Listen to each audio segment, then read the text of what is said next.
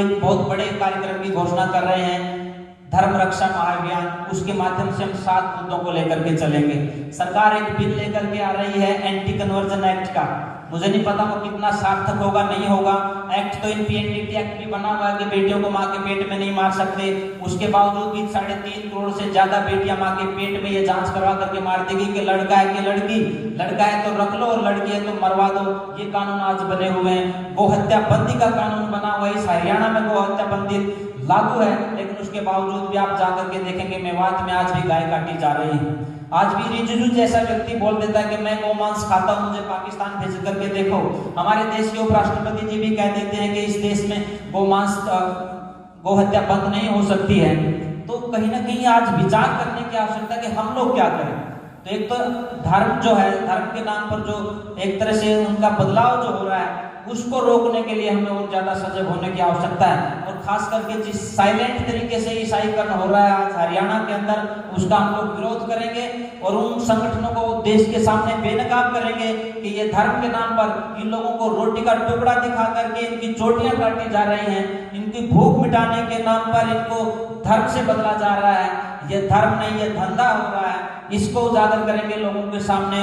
दूसरा जो सबसे बड़ी बात होगी, धर्म के नाम पर जिस तरह का अंधविश्वास चल रहा है, पाखंड चल रहा है, चाहे रामपाल दास हो, राम रहीम हो, या जो मुसलमानों का भी बहुत कुछ ऐसा चल रहा है, उनके खिलाफ लोगों के बीच में जाएंगे कि आप लोग इनसे सावधान रहेंगे। खास करके हमारी माँ बहन बेटियां इन बदमाशों के डेरों के अंदर, जिनको ये धर्म का बहुत बड़ा ठिकाना मानते थे, उनके अंदर, इनकी बाथरूमों के अंदर सीसीटीवी कैमरे लगा रखे बदमाशों ने और कहते कि मैं धर्म का बहुत बड़ा ठेकेदार हूं। इन लोगों को बेनकाब करने का काम हमारे समाज इस धर्म रक्षा महाअभियान के माध्यम से करेगा।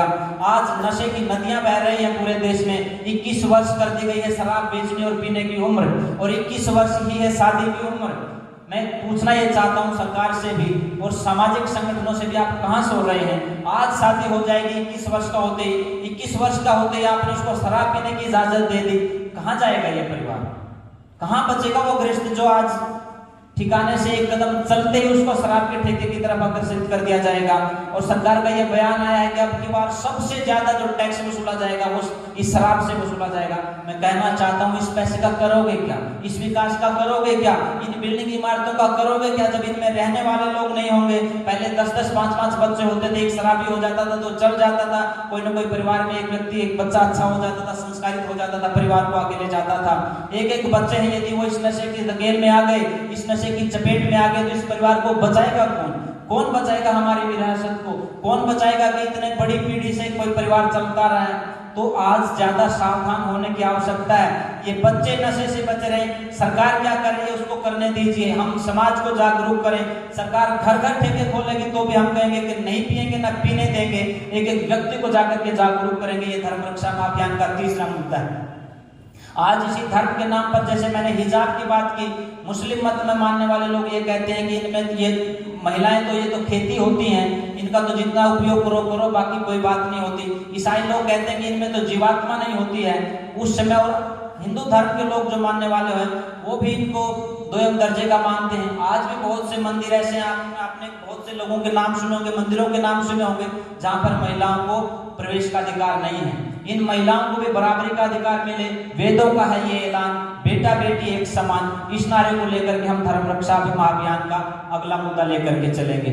आज इन बेटियों को मोहरा बना करके अश्लीलता परोसी जा रही है, चाहे सोशल मीडिया की बात हो, प्रिंट मीडिया की बात हो या इलेक्ट्रॉनिक मीडिया की बात हो।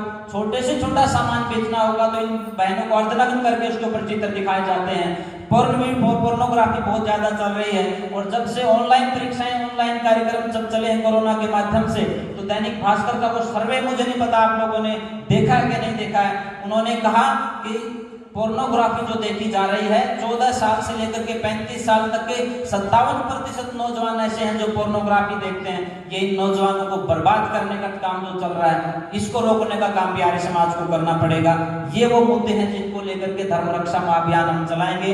इसमें आप लोगों की सपोर्ट की आवश्यकता है, आप लोगों के सहयोग की आवश्यकता है। और वो आवश्यकता इसलिए भी है क्योंकि हमारे ऊपर ऋषियों का ऋण है। इन माताओं के ऊपर सबसे बड़ा ऋण किसी एक व्यक्ति का तो महर्षि दयानंद का है, क्योंकि आपकी वकालत करने के लिए वो वकील बन करके आया। उसने ये नहीं देखा कि लोग उनको क्या कह रहे हैं, लोग उनके ऊपर कितने अत्याचार कर रहे हैं, पर आखिरी सांस तक वो व्यक्ति एक ही बात कहता रहा, यथे मां वाचम कल्याणी मां वदानी जनेभ्यः। इस वेद की पवित्र वाणी को बोलने का अधिकार सबको है, चाहे वो हमारी माताएं हैं चाहे बहनें हैं। यदि हम महर्षि दयानंद की मान्यताओं को, वेद के सिद्धांतों को पुनर्स्थापित कर पाए, हम सब मिलकर के बोलेंगे, जो बोले सो अब है वैदिक धर्म की जय। आपने मुझे सुना, आपका बहुत बहुत धन्यवाद। आप अंग्रेजी दवाओं से परेशान हैं या फिर रोगों से परेशान होकर संसार से उठ जाना चाहते हैं? उठ जाने से पहले नाड़ी वैद्य क्या क्लब आइए और अपने सभी रोगों का आयुर्वेद में सही समाधान पाइए। साथियों, इस वीडियो को ज़्यादा से ज़्यादा लाइक करें, कमेंट करें, शेयर करें और चैनल को सब्सक्राइब करना ना भूलें।